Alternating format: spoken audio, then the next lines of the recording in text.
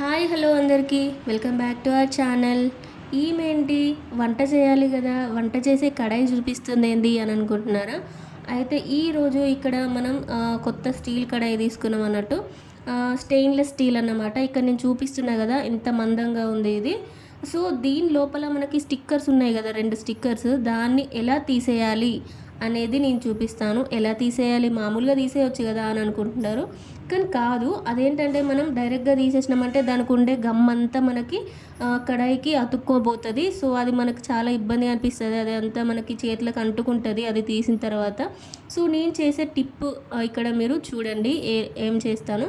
ఇక్కడ కడాయి అయితే స్టవ్ మీద పెట్టేసి స్టవ్ ఆన్ చేసేసి మంచిగా కొన్ని వాటర్ అయితే వేసేసి మంచిగా ఈ క్యాప్ అయితే పెట్టేయాలన్నమాట దానిపైన. తర్వాత ఒక 2 మినిట్స్ తర్వాత మనం దాన్ని ఇట్లా తీయడానికి ట్రై చేయాలి. బట్ ఏంటంటే అది రాదు. బట్ ఇంకా మరగాలి. వాటర్ అనేది ఎంత బాయిల్ అవుతాయో అప్పుడు మనకు తొందరగా ఈజీగా ఊడొస్తుంది అనమాట. నేను చూపిస్తాను, తీసి చూపిస్తాను స్టిక్కర్ అనేది. సో చూడండి, వాటర్ అయితే ఫుల్గా బాయిల్ అయిపోయినాయి కదా. అక్కడక్కడ మనకి ఇట్లా లేసింది కదా మనకి, అది ఇట్లా ఊడొస్తుంది కదా స్టిక్కర్ అనేది. చూస్తున్నారా, ఇట్లా ఊడిపోతుంది, ఊడొస్తుంది అన్నమాట. సో నేనైతే దాన్ని చేతితోటే తీసేస్తాను.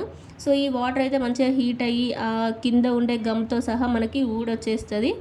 సో ఇదన్నమాట. చూసారా ఎంత నీట్గా రిమూవ్ అయిపోయింది. వాటర్ అయితే పడేసి మనం ఈ స్టిక్కర్ అయితే మనం తీసేయాలన్నమాట. ఇట్లనే ఈ పెద్ద స్టిక్కర్ కూడా తీసేసి రిమూవ్ చేసేసి మంచిగా ఒకసారి స్క్రబ్బర్ ఉంటుంది కదా, కొంచెం సోప్ పెట్టేసి విమ్ వేసి కడిగితే మనకు నీట్గా కొంచెం కూడా మనకు గమ్ము మన హ్యాండ్కి అతుక్కోకుండా క్లీన్ అండ్ నీట్గా వస్తుంది అన్నమాట.